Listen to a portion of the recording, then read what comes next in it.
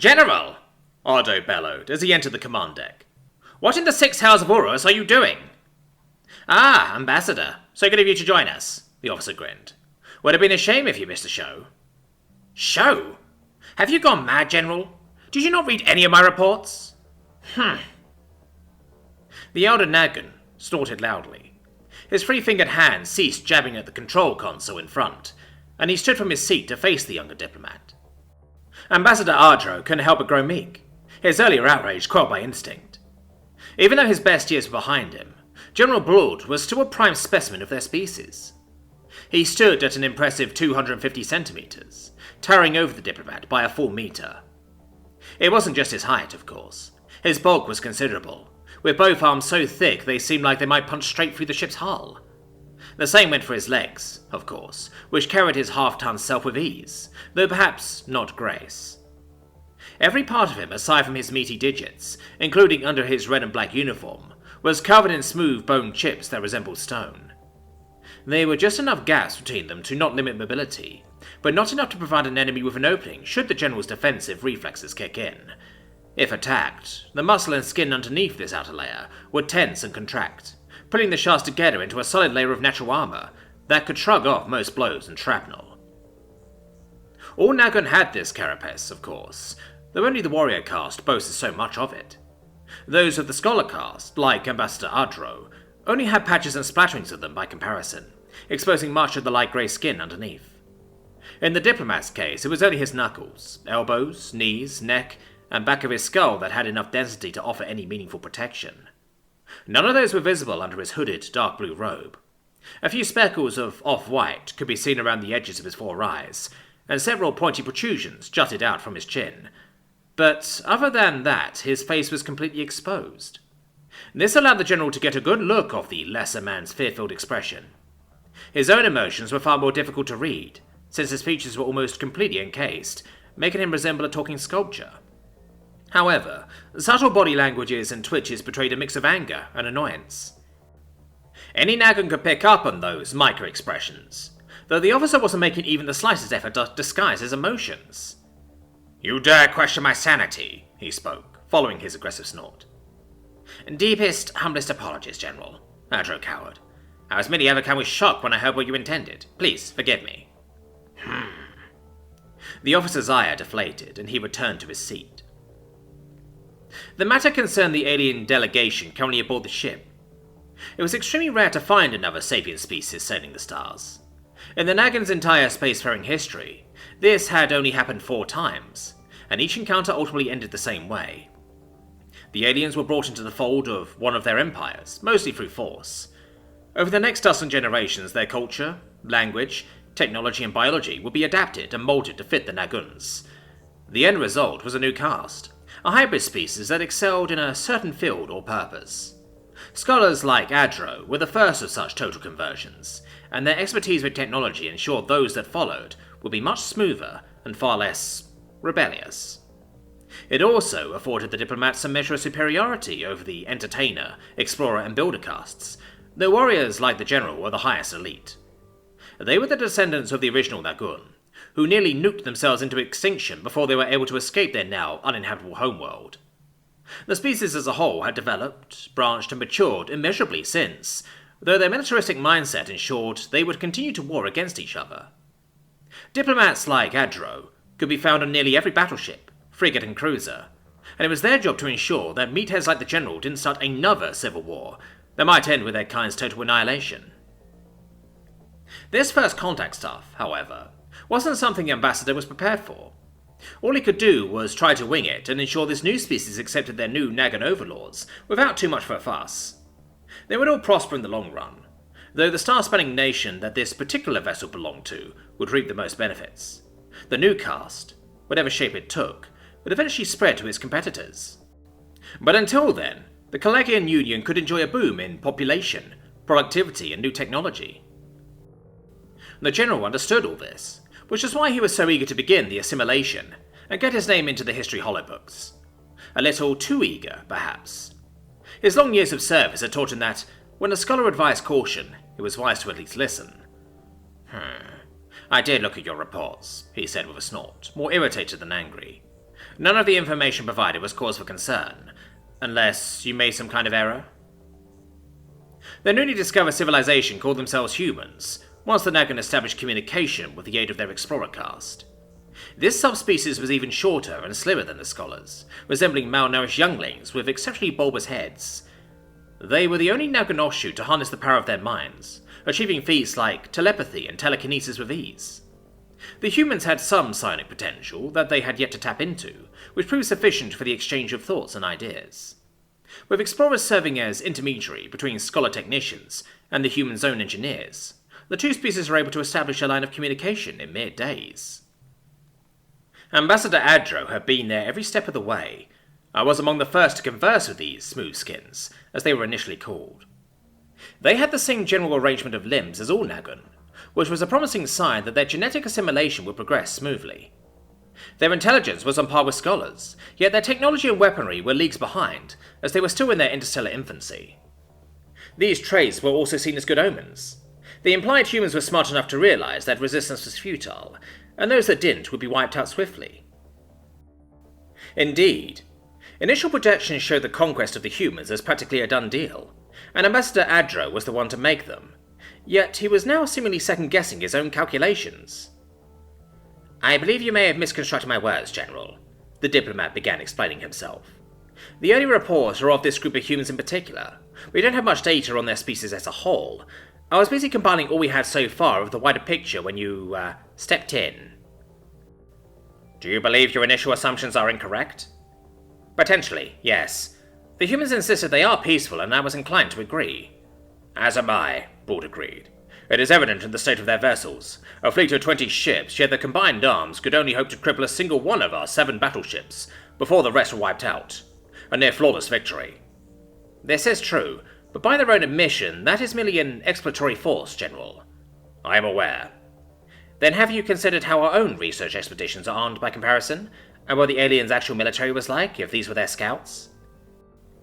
In most cases, the Explorer caste sent out a single gunship with most of her armaments replaced with sensory and analytical equipment, leaving just enough firepower to fend off a pirate or two. A mere insect compared to the might of a battleship, let alone the 7 in the strike fleet. If the humans had even remotely the same level of escalation, they could instantly field an armada capable of competing against the entirety of the Calagian Union's navy, reserves included. That was a big if, but Broad had not ignored it. "I see my wisdom matches your own, Scholar. I have already anticipated what you imply." Though he wanted his name to echo across future generations, he would prefer it to be as a great leader, rather than an overambitious fool. His younger self would have definitely dismissed the ambassador's concerns out of hand, but he wasn't that brash, glory-hungry moron anymore. He was well aware his advisors were there to make up for what he lacked, though in this case his subordinate had underestimated him. "And yet you still forced the human delegation to fight against a sand beast for your entertainment?"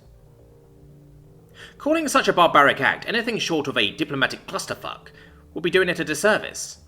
It was all but guaranteed to provoke an armed response, and if the ambassador's fears were proven true, the humans would come at them with everything they had. Not just this expedition, but their civilization as a whole. History showed that, when forced into war, an alien's initial offensive was the strongest and deadliest they could muster.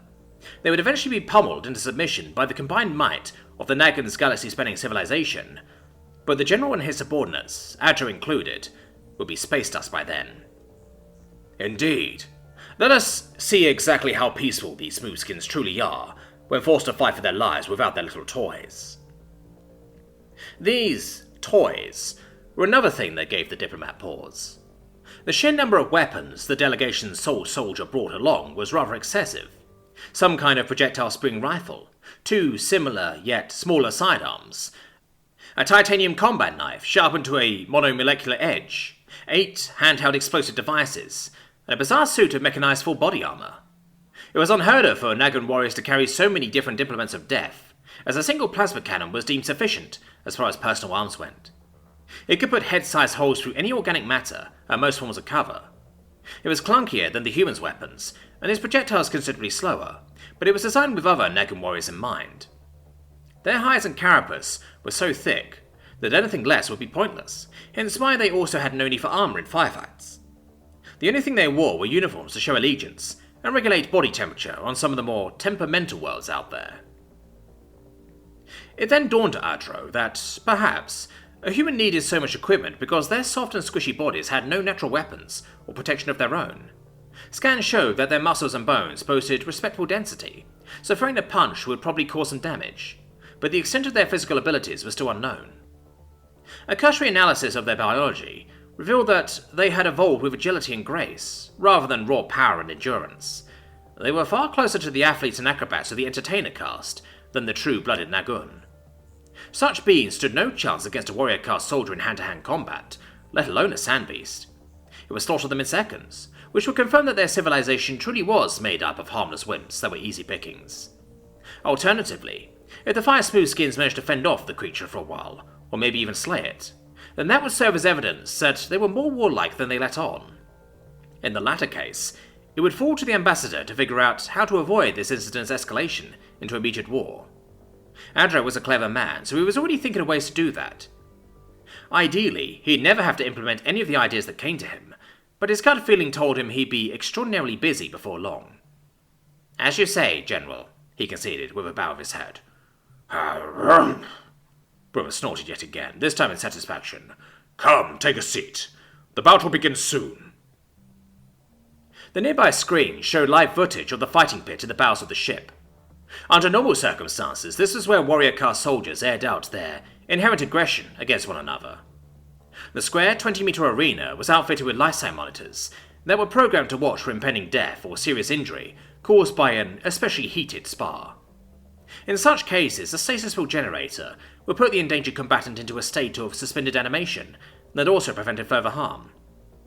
Energy weapons would punch right through this protection, of course, but these duels were done hand-to-hand as per Nagun tradition. Those customs were observed today as well, though the one-on-one rule didn't apply when facing a sand beast. Or at least, that's what these bone-covered four-eyed space gorillas call the creature.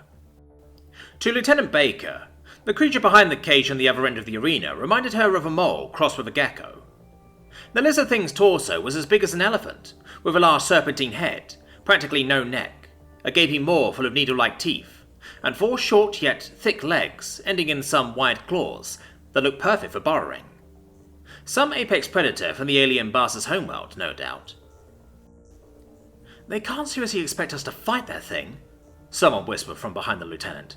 "Just look at it." "Easy, Gibbs," she reassured the engineer over her shoulder. "It's just a dumb lizard. I can handle it." "With what? They took all our gear. You gonna boop his snoot and hope it's friendly?" "Not a bad idea, actually." The brunette mulled it over. "Oh, we are so fucked." The other three members of the delegation shared Engineer Gibbs' grim outlook. Baker was the only one among these five with any training or experience in combat, and she had all her weapons and power armor confiscated by the Nagun. The Lion Bastards had taken them all prisoner the instant their shuttle was docked. To make matters worse, this happened after all that effort Gibbs and his team went through to splice together that translation algorithm on such short notice. If he knew this was how it was going to turn out, he would have stalled to give the messenger time to return with proper government officials and diplomats. Then again, if he knew that, he wouldn't have agreed to the honor of being among the first humans on an alien spacecraft, and neither would his colleagues. One could hardly fault the eggheads for their enthusiasm. It had already been nearly a century since humanity unlocked the secrets of faster-than-light travel through wormhole generation and started spreading among the stars.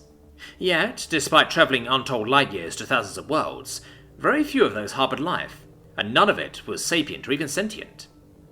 The discovery of spacefaring aliens was an incredible and momentous occasion.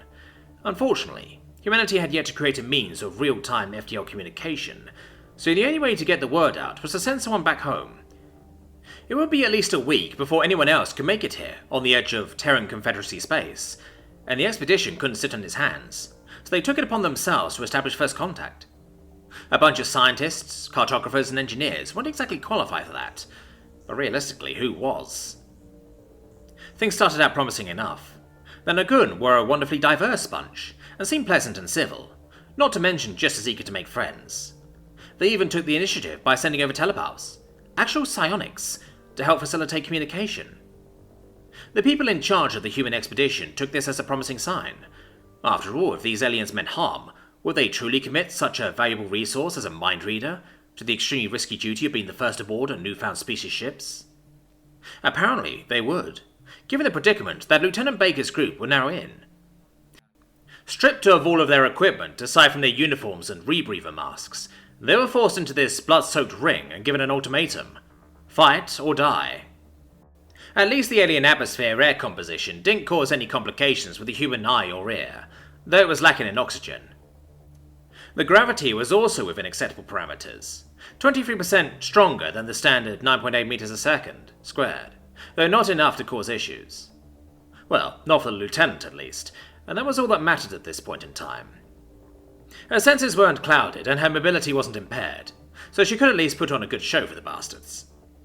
She had no illusions about any of them making it out of here alive, even if she defeated the mole snake and escaped this arena. Those massive firearms the space gorillas touted felt like they'd liquefy her, armor and all, and even if she got in too close for them to fire, they'd still make good bludgeoning weapons. Despite all that, she was determined to at least give the bony bastards a black eye, just as soon as she was done whooping this freaky thing in front of her. The commando had just enough time to psych herself up and get her adrenaline implant going, before both her cage and the monsters were opened. The walls behind them started moving, shoving all combatants into the arena, whether they liked it or not. "Stay behind me and out of my way," Baker told the others. "This could get messy." The sand beast on the other side started creeping closer, a wide forked tongue tasting the air. Or so the lieutenant imagined at first. The whole convergent evolution thing went over her head, but she was loosely aware of the concept after encountering quite a few familiar beasties on some of the colonies with indigenous fauna. Those experiences also taught her not to assume anything based on the creature's appearance, so she did her best to curb her expectations. She started circling to her left, her stance and footwork reminiscent of a boxer in the opening seconds of a round. The snake-headed beast matched her movements, taking long and steady side steps as it regarded the slightly bouncing creature with a half hiss, half growl. The way the other four sheepishly cowed as they moved to remain behind their guardian served to confuse it as well. So far, the sand beast had only ever fought teams of Nagun warriors, and their kind charged directly at it the instant the cage was open. These smaller, softer creatures' cautious approach made them seem like easier prey, though the beast's instincts warned it of a hidden danger. Seeing as the monster wasn't as aggressive as she imagined it to be, Baker decided to make a move. She lowered her guard, stopped hopping on her toes, and approached it with slow, measured steps, while her companions held their breath. "You're not so mean, are you, big fella?" she spoke softly. "You don't look hungry either. I bet you don't really want to fight for those mean, bony bastards, do you?" The sand beast seemed taken in by her demeanour, and looked at her with curiosity as she drew near. It lowered its enormous body and stubby neck to study the human closer.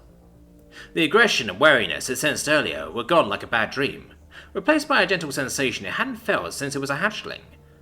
Though feral, it wasn't a complete moron. It was dimly aware that a fight here would be pointless. Its captor would keep it alive no matter what, and it only attacked them because of the overwhelming hostility they radiated. So when presented with kindness for the first time in years, it couldn't help but be enthralled by the smooth skin. "You're actually kinda cute up close." The woman slowly extended an open hand as if to boop its snoot, as Gibbs put it. Unfortunately, the animal saw this motion in the wrong light and lashed out.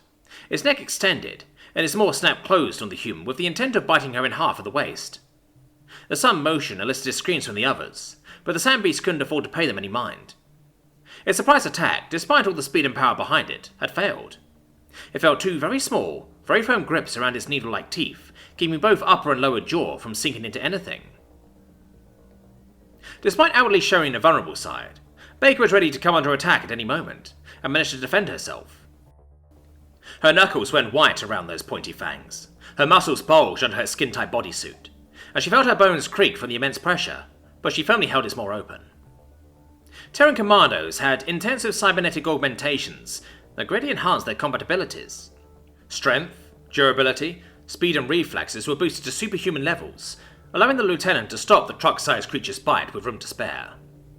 She was unharmed, though she could do without the less than pleasant experience of getting a face full of rancid breath and slimy saliva. "Calm down, big guy." Her voice was still quiet and calm. "Just let me go, okay? Nice and easy. There you go." Taken in by her level tone and gentle nudgings, the sand beast slowly opened its maw and pulled back its head. The instant the lieutenant was cleared of danger, she leapt her full 2 meters up to his face. In the next instant, she took a sharp swing at a potential weak spot her ocular implants had identified, on the side of the head just above its right eye. "Bat!" She screamed at the top of her lungs, just as her left hook collided with a satisfying crunch. Despite her much smaller stature, the pinpoint blow had enough force behind it to send the sandbeast reeling, as if shot with a fist-sized bullet. The creature stumbled a few steps to the side, before collapsing in a dazed heap. Baker approached his spinning eye with a huff, and used the same left she just decked it with to point at the ground between them. "Now stay!" Though the creature didn't know her words, the commanding tone ringing in its skull made their meaning loud and clear. It rolled over on its side, and exposed its vulnerable underside in an unmistakable sign of submission. "That's more like it. Who's a good boy?" She rubbed its soft belly scales with a wide smile, while the rest of her delegation looked on, absolutely flabbergasted. They were aware of her modifications, but this was the first time any of them had actually seen her in action. The Nagoon observers up on the command deck were even more surprised. "Did that human just tame a sandbeast?" "It would appear so, General," Adro confirmed. "By hitting it in the head?" "There was more to it, but yes." What? This makes no sense." Cybernetic augmentation was a concept that the Nagoon weren't familiar with. They enhanced their soldiers, of course, but it was through genetic manipulation. Prosthetics were similarly unknown, since lost limbs were regenerated rather than replaced. As such, the Nagoon couldn't help but assume that the metallic components and heightened bioelectric readings caught by their initial scans were natural. They were informed Lieutenant Baker was a Terran Commando, which they understood as the human's warrior caste equivalent. The General's soldiers boasted traits and organs that his civilian supporters could not, so he assumed Baker's abnormalities were simply part of her specialized genome. However, now that he witnessed the augmented human in action, the origins of her machine parts were the last thing the General was concerned about. "A warrior that strong? How is she a mere grunt? And why would she permit an enemy to live after it attacked first? With lethal intent, too?" Even in his prime, Brawl could never hope to defeat a sandbeast by himself. The same went for the rest of the warriors under his command, who only challenged it in groups of 3 at the least. Yet not only did this woman do it alone, she also beat it into submission with a single blow. It was as unbelievable as a rookie entertainer's play aimed at impressionable younglings, yet had transpired before his very eyes. Though, as his advisor stated, there was more to the subjugation than excessive force. "As I said, the humans describe themselves as peaceful," Adro stressed, "not harmless." "Speak plainly." "Those words are synonyms to us, but not to them. A creature humans deem harmless is physically unable to hurt or injure them." The scholar gestured at the on-screen sandbeast, who seemed to be enjoying its belly rubs. "They reserve the term peaceful for something notably different." Adro shifted his hand towards the human next to it, who shot an unquestionably vicious look at the hidden camera. "Something that is capable of horrendous acts of violence, yet chooses not to employ them." "I see. Then for all our sakes, I hope you have an idea how to smooth things over with the human delegation." "A few, yes." They would show the humans that the arena was wired with life monitors and stasis fields. The General had no intention of activating the latter, but their presence would help convince their guests that they were never in real danger.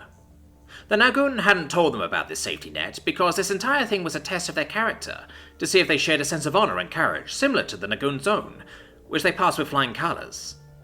That story has some elements of truth to it, but was largely bullshit. The scholar desperately hoped the Smoothskins would buy it, and to his great fortune they did. The humans still felt slighted, of course, but allowing the Baker woman to keep her new pet, which she named Hubert while still in the ring, had been judged sufficient compensation. As a result of General Blue's initiative, and Ambassador Adro's assistance, the Council of Elders would spend a full year conducting a thorough investigation of humanity, after which they arrived at a monumental decision. For the first time in their 2 millennia-long interstellar history of conquest, the Nagoon chose to ally with an alien species, rather than invite disaster by attempting assimilation.